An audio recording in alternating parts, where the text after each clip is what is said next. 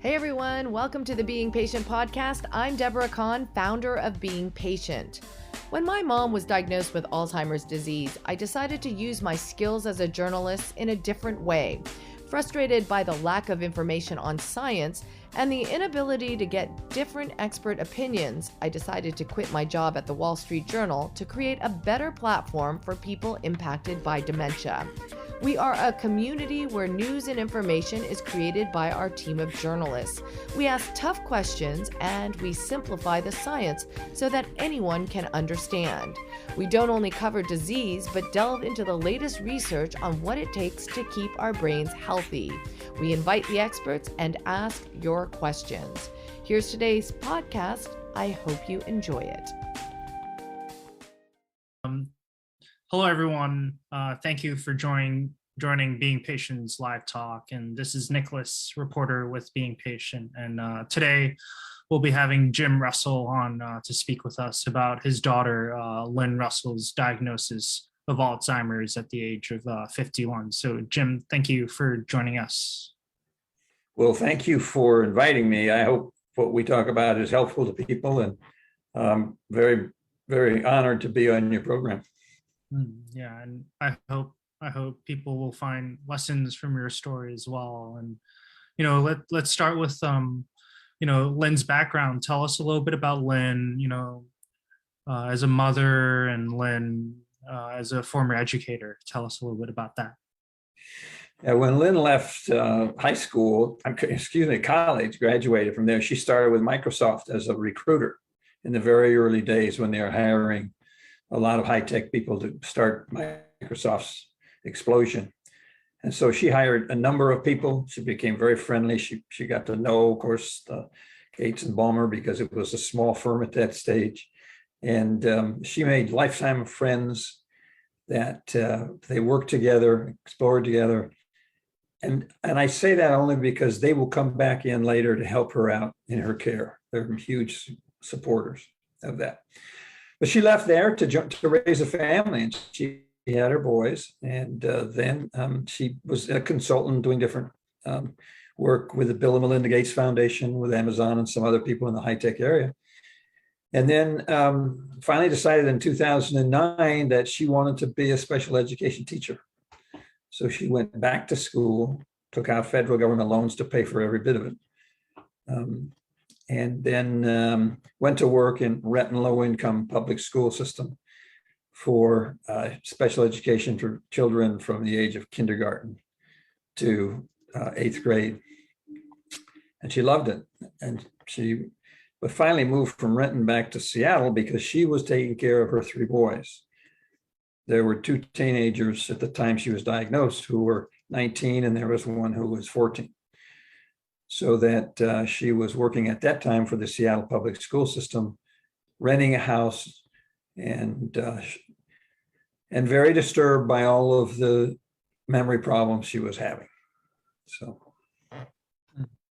right, and you mentioned it was in our conversation before, in preparation for this interview, that I was around the summer of 2013 and then 2014 that the family also started to notice that something was wrong. Can you tell us a little bit about that? Sure. In 2013, her younger brother and her younger sister were noticing that she had a lot of memory problems, finding her keys and getting the boys organized to help her out with those keys. And she's always been a very super organized person. And they were disappointed in the way she did that, because she was always on the boys to find them. She wasn't on the boys to take care of her bags and their clothes, and she couldn't find her stuff. And it was just unusual for them. And they were disappointed in the way she was taking care of the boys and the way she was behaving. And she simply brushed it off as having ADHD. She's self-diagnosed as that. But over the years, then we just kept noticing more and more problems. She would forget which food she brought to celebrations of some birthday, and they had to tell her which food she brought to take home. So then they got lost trying to get together on a campground. Then she began to tell our youngest daughter that she was having problems with the work that she had, the interfaces were too bad, that she was going to get fired. And my youngest daughter said, there is no way that was Lynn. I mean, she was always technologically on top. She taught her boys to use technology. They've told me that everything they knew came from her. And she was confident in what she did. And yet she thought she was going to get fired. And she was wrong about that. They thought she was a good job. But she had increasing difficulties at home with the boys. She kept saying she couldn't do the homework on the online pages for the Seattle public school system. The boys started noticing she couldn't cook. She was forgetful. But they supported her. They backed her all of that time because she was their mom and they loved her, and they just kind of took care of her. So we didn't hear about a lot of those things that we might have if they had reached us sooner. We had to take away her car. That wasn't hard. But she finally got to the point where she was willing to take a test. And the test she got showed she had mild cognitive impairment in August of 16. The doctor asked her if she wanted to continue trying to work, and she said, yes, I want to try. She had a very good friend in special education who supported her. But by February of 2017, when they took a second series of psychological tests, she had advanced early onset Alzheimer's. And she resigned immediately and began to let us take care of it. Next day, she signed over all power of attorneys for medical and personal legal with me and my wife, Karen. So that was the start of our care for her, with a commitment and an understanding that she had a diagnosis. Up to that time, Nicholas, she refused to admit it. She didn't want to lose her home, her family, her kids, her respect, her job, her money, her income. You know, everything would be gone with that diagnosis. She fought it. And, at the time when she was experiencing those early symptoms that you just described, I mean, she was in her 40s, right? Because her diagnosis was, in 2017, her Alzheimer's diagnosis was in 2017, and she was 51, right? I mean, she's really young.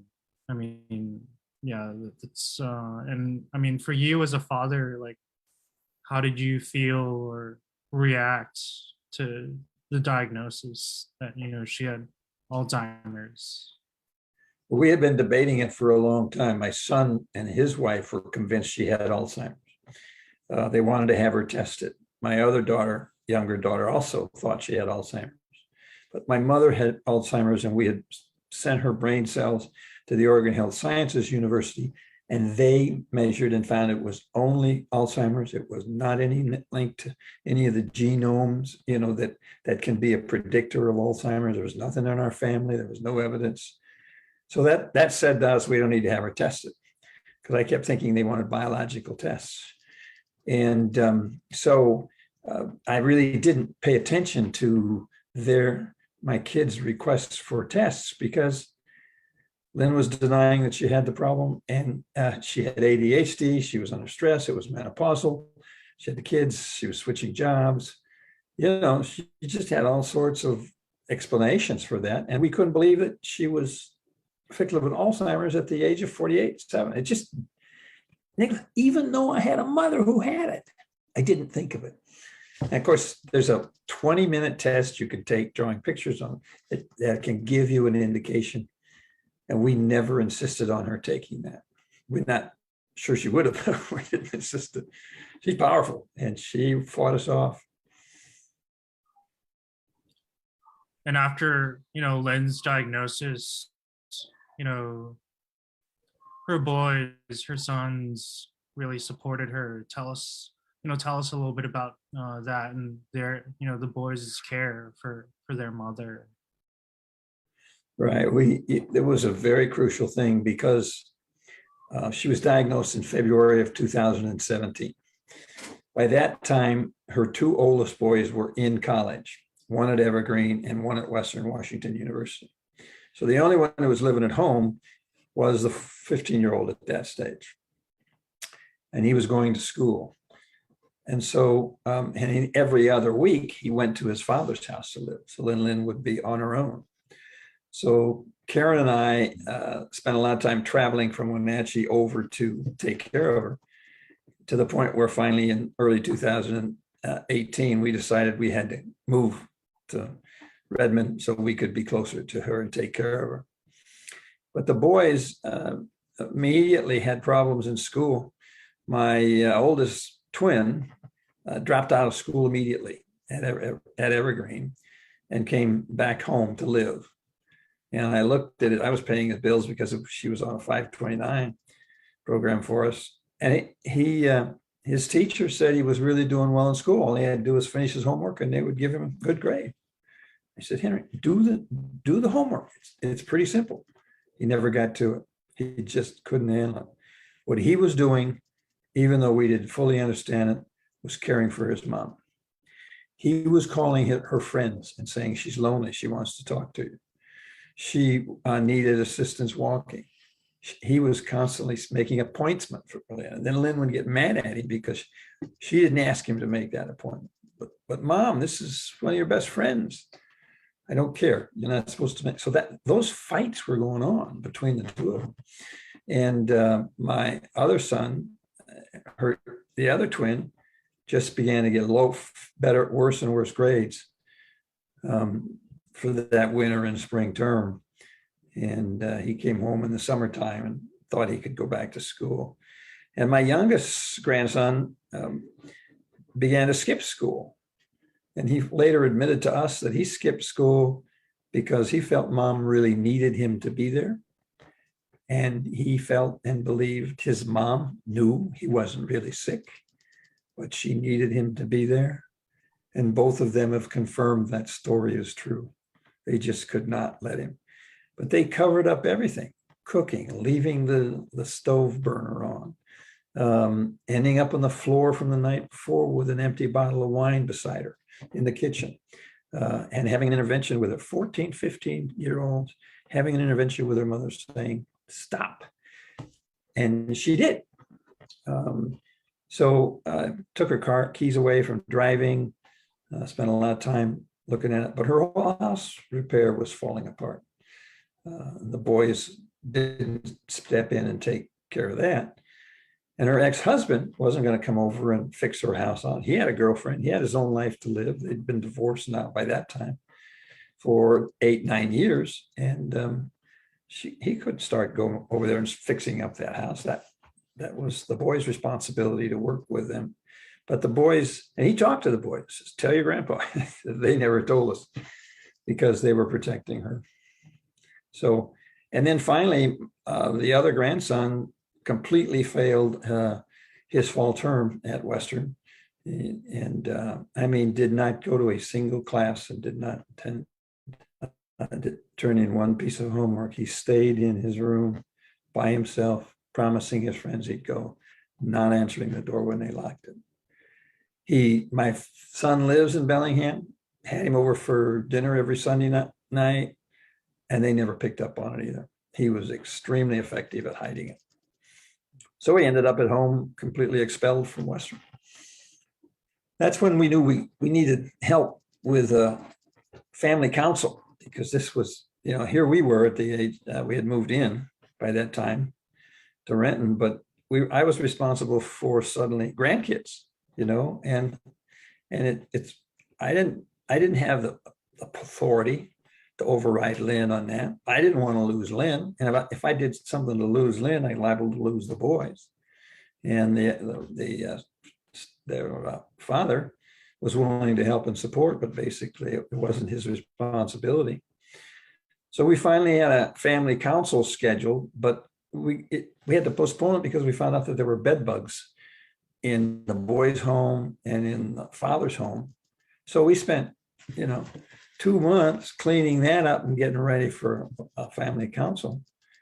But when we finally did get a family council through the Washington Alzheimer's Association, Erica Farrell, she sat the boys down, me, my son, my daughter was on the phone for a Zoom, part of the contacts. The ex-husband was there, She was there, my wife was there. And everybody said, this is what we need to do. This is how we can go. And Lynn said, I feel like I'm losing control. And that was exactly what was happening. She couldn't control it anymore. And after she got over that shock, she began to accept that she had to go into assisted living. And then we found out really what was happening, and were able to move her in pretty quickly. And it was in 2018 that Lynn moved into assisted living, right? October of 2018. And she had fought it for some time because she went to support groups that the doctors would recommend to her. But she came home after one meeting twice and said, they're 20 years older than I am, and they're not dealing with the same issues I am. I can't relate to any of them. I'm not going back. So she walked into that place knowing she was going to be 20 years younger than the youngest person. And she just said, this is going to be my mission to help them care for those people. So the staff at Aegis, which is where she is, treated her as a caregiver and treated her as a friend. You know, all the supervisors over there were her age. And they're looking at her thinking, oh my God, but for the grace of God, go I. And so they worked with her and gave her chances. They loved her. She became the most active resident there. She participated in programs. She was on the residence council immediately. And so it was a marvelous change for her, and she accepted it very well. And at the time, were you and your wife also still like close by to Lynn at the Yes. Aegis? At that time in 2008, early in 2018, we had bought a house in Renton, which was an over 55 retirement community for us, which we loved to be in. And it was just a 25 or 30 minute run down to see Lynn, which was working out fine. Lynn came up and stayed at our place. We went down there, friends came in and visited. So we were pretty active, and she was pretty safe, and she had a lot of guests coming in. Those friends from Microsoft started to visit her too. And so that helped out. Then in December of 2018, the Microsoft group kind of got together because they had participated in 2 Alzheimer's walks, 2017 and 2018. And they kind of said, well, we can do more. So they threw a birthday party for her, where about 12 or 13 or 14 of her friends came from, frankly, around the United States to come to see her at the birthday party and to see each other, because they hadn't really come together at that point. And they had a ball, and they just decided that they were really going to support Lynn. And so they really supported through the cooperation of her friend, Nancy, and did a lot of things to visit with her and talk with her. So we began to get a lot of help for that. But it was in January of 2019 then when my wife was diagnosed with pancreatic cancer stage 4. So that really forced me into caring more for her than I could really care for Lynn. So fortunately, she was doing well at Aegis Living. The boys were coming over to see her. They had gotten jobs at Dick's Burgers. I don't know if you know where that was. They paid for the college tuition. So they were working well together and enjoying that and being with their mom. So they really recovered emotionally from what they had been through. And so they helped, and Lynn came up and helped with us and stayed with us during Karen's cancer and treatment and everything else. So she finally gave up the treatments and went into hospice at our home, which was extremely difficult. And we had to make some kind of changes because it was too hard to coordinate. Costs were going crazy. And I noticed that I could put Karen in a hospice program at Aegis. So I talked to them and they said, yes, we'll take her for a hospice patient. And so I asked Karen, I said, would you like to go to Aegis and be with Lynn in your final hospice? Well, of course, that's what she wanted. She was just thrilled. So then we talked to hospice and said, we want to move her. Well, hospice doesn't like to move patients from one hospice facility to another, because hospice gives you all of your beds, your medications, your doctors, your nurses, but when you move to another location, all of that stops and you have to start over with a whole new core. They were very worried about a change like that affecting Karen and losing control over her and losing her in the process.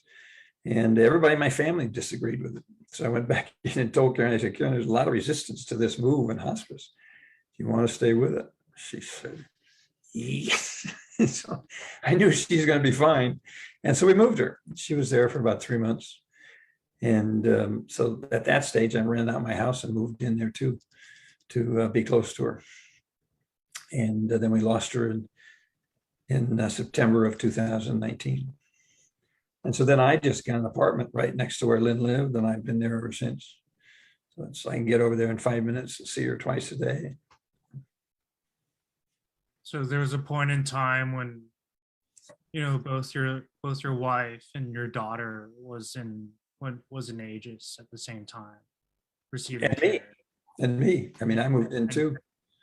And frankly, since we had enough space, my sister came in, my son came in.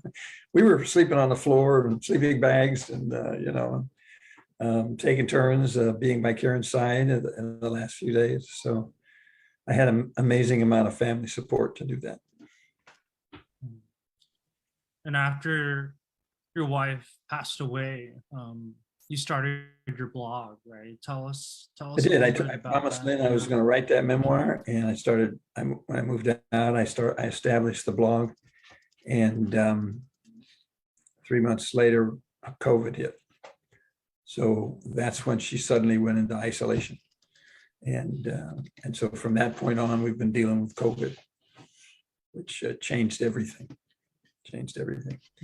But the blog has been supported by the Microsoft Posse fans. It has brought in friends from high school, from college, from her teaching program, from graduate school where she got her degree. So the network has spread, and people who's interested in caring for her have spread. So they've sent me stories. I've interviewed them. I could share those with Lynn, share them on the blog. And it's just been expanding. And I think it's an enormous help for me in terms of telling people what's happening and keeping them posted as she goes along. And we had our challenges. I mean, when COVID hit and she was by herself, you know what the isolation problems were with that. I mean, you get lonely, you get anxious, and when that happens, your ability to reason drops down, your optimism drops down, your social skills drop down, and your agitation grows. It was awful. And I thought she was declining faster in Alzheimer's disease. So I thought this was normal. And then as I looked into it a little bit more, it was, my gosh, she's being damaged by the isolation. She was in her room all the time by herself, even though staff came in and touched her, literally with their eyes in there 10 times a day. But when I looked back at that, I counted when they came in to give her food, they came in to give her boosters, they came in to wash her, they came in to brush her teeth, put her to bed. Those 10 times amounted to about 2 hours a day. That mentioned she was in her room for all of 16 hours, only 2 of which were with people coming in and caring for her briefly. And all the rest of the time she was alone. She couldn't figure out how to work the TV. So then that's when we had to start really trying some new ways to deal with her.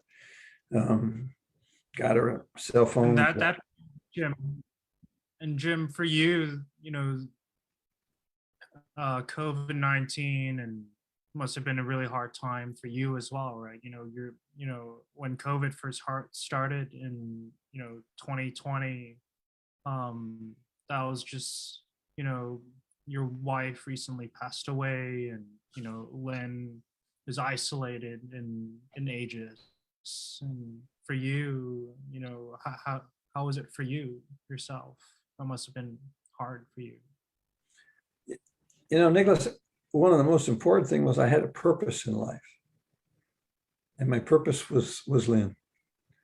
And so I could channel all that isolation and loneliness from me and inability to travel and everything else to carry for Lynn. So I bought her a Starbucks iced coffee every single morning and took it over to her and gave it to her. They could take it up to her room, and that's what she used to do in her own life. And so I was able to do that for her. Then we got the boys involved, and we put in a portal in her room. We put in an echo. We posted sheets of music that she liked, so anybody could come into the room and say, Echo, or Alexa, please say this, play this for her, the Bee Gees. And so they could play that. We had video chats with them. I started setting up Friday night at 5 o'clock video chats, send it out to people and say, she's going to be available for 15 minutes from 5 to 5:15. If you want to join with that video, you can. Just 2 or 3 people. So then 2 or 3 from the Microsoft posse would join in and talk to her. And then Pam and her Aunt Jane would talk to her at that time. Her cousin and her friends could all talk to her. So we did that kind of thing. I talked to her daily. She would call me on her phone. Her cell phone worked, so she called me, pretty much any time early in the morning to late at night when she was lonely, which is what I wanted her to do. So we could talk, and I was able to learn how to just kind of calm her down. But that took the toll on me because it was, chewing up my sleep time and interrupting what I was trying to do in terms of writing it, things like that. But the process of writing it, explaining on my blog what we were doing to try to take care of her, going over to visit, leave things for her, even though I couldn't see her. It gave me a lifeline to not focus on how tough it was. And, on your point about the blog and the fact that, people, in terms of the blog has helped you, share your family story and connect with, people. I know that, one of the big points that you wanted to get across here is, the importance of friends and families that have, offered you, your family, you and Lynn, the support that you needed. Tell us a little bit, about, how important that has been, the support from family and friends for you. And that's a great question, Nicholas, because it's from starting out as her caregiver, I kind of evolved to the fact that I was more of a team leader with the caregivers who were taking care of her, that they could do things I couldn't do. I mean, think about yourself. If your dad was taking care of you all the time versus having somebody came in from when you were going to college together and you spent 3 or 4 years together going to college, living in a fraternity or whatever it might have been. His point is that those memories were deep and ingrained. And the minute you saw them, the minute you were excited and had a whole lot of things to share with them. If I had my dad coming back to me, talk to me every day, Dad, this would get pretty tiresome. But so they were able to give what I could never give. And so I realized my job was really to make sure that as many people knew how to care for her as possible. And that included working with all the staff and saying, this is what's working, this is what's not, learning from them what works and what doesn't, how they organize, what kind of materials they have, and what kind of activities she has, where she could go, what she could do, getting her out, driving her around, taking care of her, feeding her, all of those kinds of things. And then I could share that on the web so that people would be more willing to come see. And then they started sharing back with me what happened. And I said, can I post that on the blog? And they said, yeah, post it on the blog. So now Nancy posts on the blog and all the Microsoft friends see what she did. And so then that starts to build support for that. So I became to believe that it was not my job really so much as to care for her as to be a team leader to make sure she got the care that she needed. And that meant communicating with all of them about what was happening, how they could help, and talking about what each other were doing. Well, they're coming on Sunday, so maybe you could come on Saturdays. And encourage people to do that, setting up video chats with her with friends, participating in video chats. I got a question from Nancy one time, and she said, what are you doing about her birthday in 2020? I said, I'm not doing anything about her birthday in 2020. She says, well, I'm going to set up a Zoom conference. So she set it up for a 2-day period. We had a Zoom conference for an hour in a conference room, so that Lynn got a chance to talk to maybe over 30 people, including her aunt, her sister, her brother, and everything else. I couldn't have organized that. And but she did, and so I helped her get the linkages with Aegis and all that kind of thing. So that just that just makes the caregiving that I have even more joyful, because I'm not doing it all, and I can.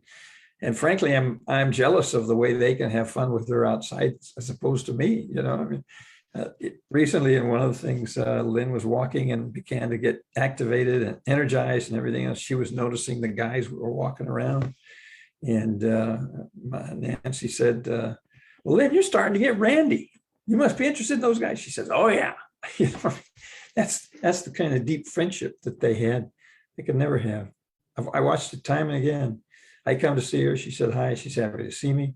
Somebody she hasn't seen from college for years, she comes to see her, and they just get explosive in excitement, wrap each other's arms, and suddenly they're talking as if they hadn't been apart at all. And so I can't stress enough on the ability to create a whole group of people who can give her insights. As I've communicated on this, what's happened is some people have come up with some very creative ideas. Her 6th grade teacher, who is still in love with her and still remembers her as one of her favorite students, sent me a story about her at Christmas. I mean, in a spelling bee. So I took that story and I read it to her with the boys there.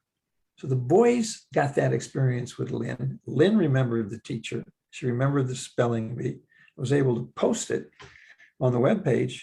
This is a great way to participate with somebody. She gets cards and notes, and they say, "Hope you're feeling well." You know what? I started sending out a note saying, don't send her a note. Send her the story that's your favorite memory of her. Just, you remember when you and I, whatever, and do that. Well, one of her friends from Amsterdam, all right, thousands of miles away, wrote 3 stories from the time when they first worked together, way back before the boys were even born, even at the time that Lynn got pregnant with the twins. And the twins sat there and listened to that story that they never would have heard if they hadn't shared that. So that they can share, and that's a way for them to share from a long ways away. And people are concerned, they want to do something. Well, there's something very, very important they can do. Just send a note that says, "Lindy, we had a great time doing this. Remember that?" Just make it short, or tell the story so that the boys can have it in their record and hear it. So for you, like, support from friends or family can come in the form of something as simple as a note or a letter of a shared memory, right? yes. Right. And that adds color not only to Lynn's life, but also to it also adds color to the lives of her sons as well, right? Because they get to learn more about their mother. Well, and the people who read it in the blog get to learn more about Lynn. When you're a group who taught with her in Renton, you don't know much of her story with Microsoft and the Bill and Melinda Gates Foundation. So that cross-pollination of who she was is just marvelous. And tell us a little bit about Lynn now. Then you mentioned that she's now in hospice. Yes, she's had steady decline, of course, and she went from the Alzheimer's 6th stage to the Alzheimer's 7th stage back in August of 2021, which meant that she was fecal incontinent, completely incontinent, and but still able to talk and walk and eat and everything else. But on January 22nd, I asked for information about what her status might be. And the hospice team was called in, and they did an assessment as to whether she belonged on hospice already, which surprised me and stunned me and worried me. And she had lost more than 10% of her weight, which qualified her for hospice. She had seizures, 2 seizures that were diagnosed as epileptic. That qualified her for hospice. She had wild mood swings. That qualified her for hospice. So there's a triple whammy there that qualified her for hospice that I, as a caregiver, had missed. I knew each of those things separately, but I didn't realize the implications of that. So she went on hospice, and in December she weighed 135. In January when she went on, she weighed 130, and now she's down to 120 or below, and she's gotten less and less able to walk constantly. I spoon feed her twice a day, and I walk with her if it's not spoon feeding, and she walks. She knows me. She knows me less than she used to, so I think she knows me as somebody that can help her. I don't think she's quite sure who I am. It doesn't matter. As far as I'm there, she knows I'm there, and she's glad to see me. She hugs me, and so we've been looking at those kinds of things, and I've recently been doing some reading about that, Nicholas, and I think there are several things that we need to understand about being a caregiver, and the experience of caregiving with somebody, especially somebody with Alzheimer's. And a friend of mine, Carol Hostler, and I have been working on that, and comes from a man by the name of Sam Wells, who says there's 8 components to making sure that you're living the Word of God in terms of dealing with people. But we applied it to caregiving. The first is that you have to physically be there. And there's a tendency to think that's not that important. But I am there a lot when she's not saying anything, and she knows I'm there, and she will look over at me and smile and be a little comfortable just in her head motions, and then look off into the other world where she's looking. So I'm physically present with her, touching right next to her. The second thing to do is to be very, very attentive to what she's doing. I watch her as much as I watched her when she was 2 and 3 years old in the bathtub and I was washing her, or on a changing table, or she's just fascinating to watch. She's full of mystery. And that's the third thing you have to have respect for, is the mystery of what's going on, the mystery of Alzheimer's, the mystery of my relationship with her. And it's then that I can discover things that I need to do for her. I discovered I needed to give her a straw. People weren't giving her a straw because she chewed on it. I said, well, yeah, she chews on it, but she sucks it down faster. And if she chews on it, I take it out of her mouth and I push it up and I turn it around and give it to her. And then she uses it's those things that you just constantly notice when her shoes aren't tied right, or whatever it might be. You could really be there with that attentiveness. So those 3 things are there. And if you do those 3 things, you've done as much as you can as a caregiver. You can also request that she participate in something. I've been in the bedroom when she didn't want to sit down and she walked out. She came back in, and by that time I turned on the music and I said, let's dance. She laughed and we danced. It lasted about maybe 25 or 30, 40 seconds. And then she just let my hands go and walked out. She participated. She chose to participate. That's what I offered. And that's as much as I can do at this stage. The other thing that friends have done too is get her partnership. What do you want to do? You want to go to the park? Do you want to go to the Cal Anderson Park? Do you want to go to the market? And they start becoming a full partner in that. They get more energized. They get more lively. They say, I want to go on the swings. So then Lynn goes over and goes on the swings and they push her. So that's partnership, and then participation, are the other things. And if you have those and they work well, you can enjoy it, and you can also be delighted in that experience. But those things may happen or may not. But if you're a caregiver, if I'm a caregiver and I give her the first 3, I give her a physical presence and attentiveness and enjoy the mystery, then I've given everything I can do. And when it all clicks, those are gems of joy that I can hold with me, as a friend of mine said. Those are the memories I can put in my head when I walk out saying that one didn't work so well today. And all of those things are glorious for me. I experience a glory in that, in being able to do all that and work at it. So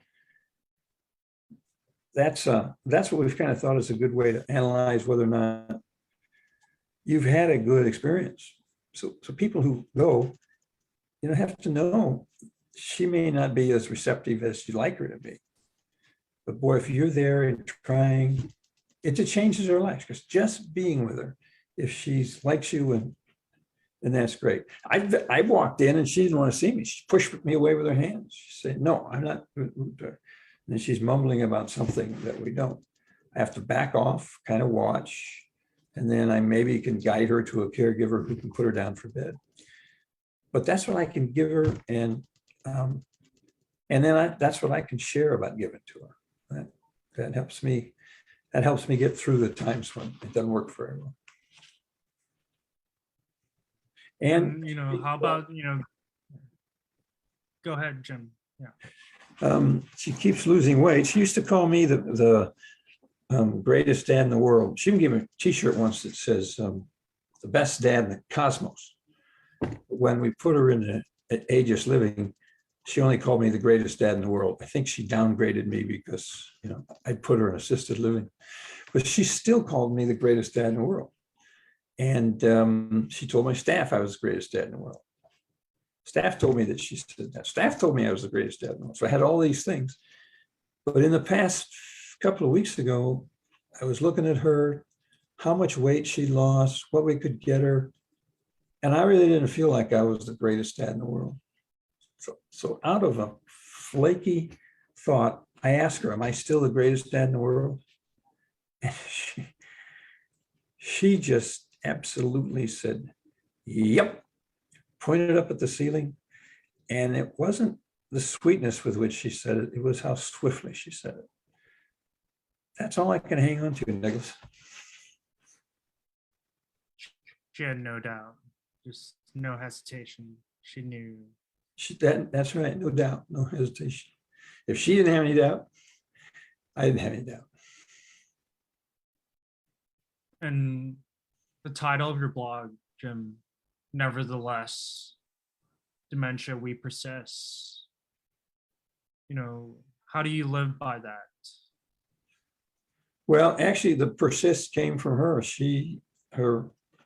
What was her favorite things to say? Nevertheless, I persist.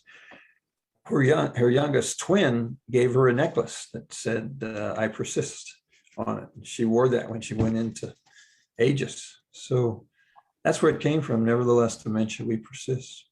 I'm thinking now I should have named it the greatest dad in the world, but I'm not sure she'll give me approval to do that yet.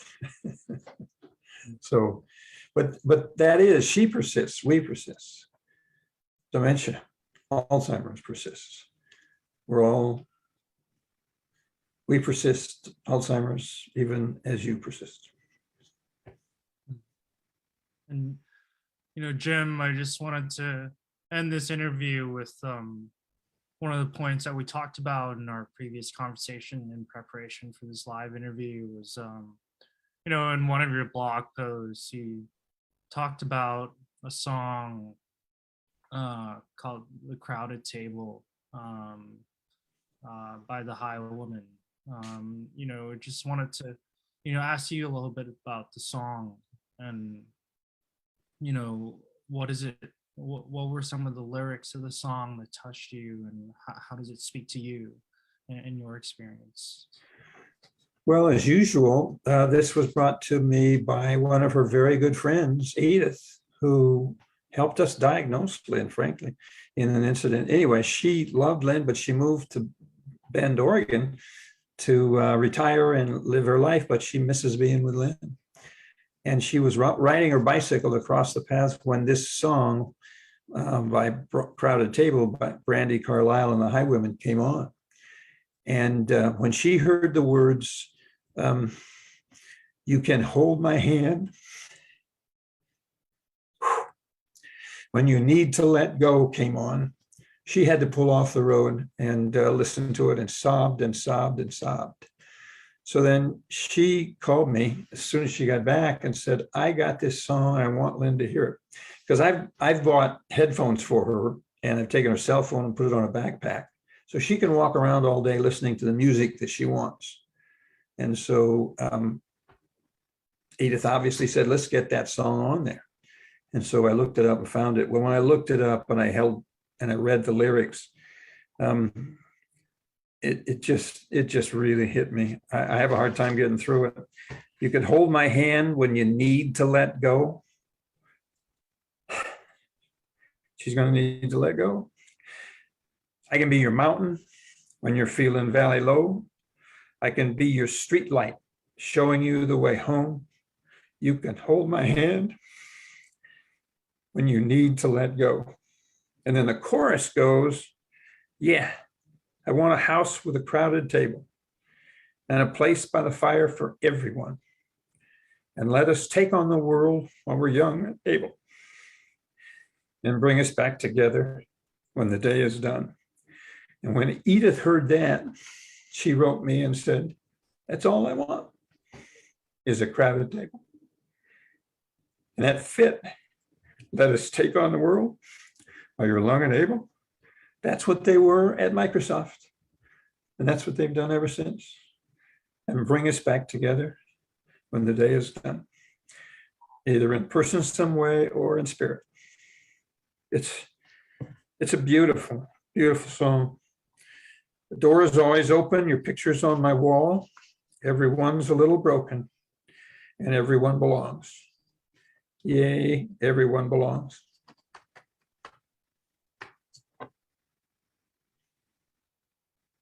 If we want a garden, we're going to have to sow the seed, plant a little happiness, let the roots run deep. If it's love that we give, and it's love that we reap. If we want a garden, we're going to have to sow the seed. Yes, I want a house with a crowded table and a place by the fire for everyone. Let us take on the world while we're young and able, and bring us back together when the day is done. And a crowded table is what Lynn has, right? I feel it. I feel it. And Edith was one of the ones who helped build it early on. It is, she has a crowded table.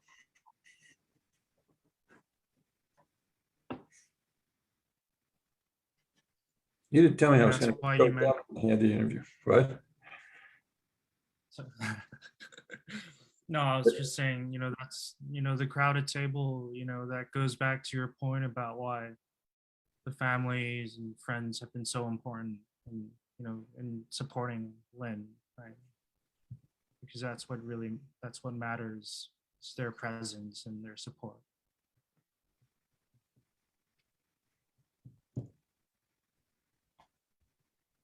Yes. Anything else you'd like to add?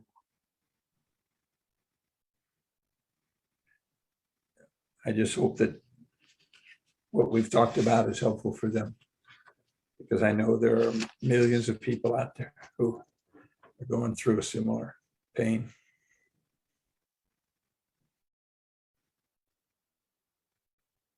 Well, thank you so much, Jim, for sharing your daughter's story, for sharing your story, and for sharing your family story. We really appreciate it. And for our audience, if you've missed any of this live talk, don't forget to sign up to. Don't forget to if you miss any of this live interview, we'll have a video uploaded on YouTube, and we'll have a transcript published on our website as well. And if you haven't signed up to our newsletter yet, don't forget to do so. And thank you, Jim, again, and thank you for our audience for joining us. Bye. Thanks, Nicholas. Thank you, Jim. Well, I hope you enjoyed today's podcast. For more information on upcoming interviews, don't forget to sign up for our newsletter at beingpatient.com. That's beingpatient.com. And send us any feedback you may have, whether it's someone you want us to interview or any comment about our podcast series. You can do so by emailing info@beingpatient.com. Thanks for listening, everyone. I'm Deborah Kahn.